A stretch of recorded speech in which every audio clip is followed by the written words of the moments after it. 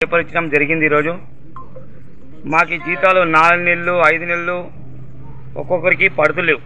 పొడక ఏమవుతుందంటే మాకు ఆర్థికంగా మా ఇంట్లో సంసారాలు వెళ్తులేవు.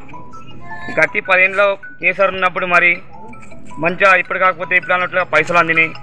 ఈ ప్రభుత్వం వచ్చిన ముద్ద పైసలు అంతలేవు.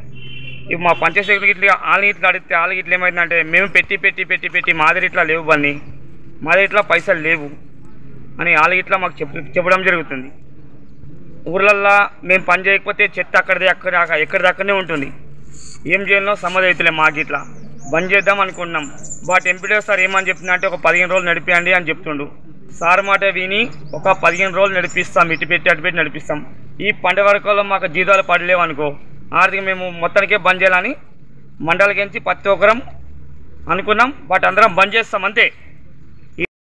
కాబట్టి మీరు కోఆపరేషన్ చేయాలని చెప్పినప్పుడు కూడా మీరు అందరు కూడా కోఆపరేషన్ చేసి ఆ 6 months కూడా రాకుండా కానీ చేసేది మీరు మనకు గవర్నమెంట్ మన కుటుంబం పంచాయతీరాజ్ కుటుంబం అట్లా మనం ఓడి మీద పడద్దని రాకుండా కానీ చేసినందుకు మీరు రిప్రజెంటేషన్ ఇచ్చినందుకు గవర్నమెంట్ కూడా స్పందించి అప్పుడు జీతాలు రిలీజ్ చేసింది.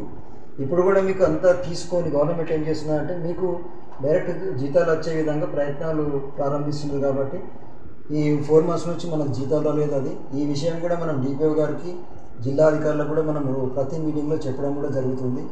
ఇప్పుడు కూడా మీరు ఇచ్చిన రిప్రజెంటేషన్ కూడా ఇప్పుడు డిపిఓ గారికి నేను పంపిస్తాను. అప్పటి వరకు మీరు కూడా అంటే అది జీతాలు రాకపోవడం అనేది మనం రెగ్యులర్ ఎంప్లాయము కాదు, డైలీ వేజ్ కూలీగా చేస్తున్నాం కాబట్టి కొద్దిగా ఇబ్బంది ఉంటుంది. కానీ కొద్దిగా ఒక 10-15 రోజులు కోఆపరేషన్ చేస్తే మీరు శాలరీస్ వచ్చే అవకాశం ఉంది. ఒక 10-15 రోజులు కోఆపరేషన్ చేయండి అందరూ. గతంలో మనం 6 నెలలు రాకుండా కానీ చేసినాము తిప్పలు పడి అటు ఇటు. ఇప్పుడు 4 నెలలు అయింది అంటున్నారు. ఇంకొక 10-15 రోజులు ఓపిక పడితే మనకు జీతాలు వచ్చే అవకాశం ఉంటుంది. కాబట్టి మీ అందరినీ కూడా నేను రిక్వెస్ట్ చేసేది ఏంటంటే కొద్దిగా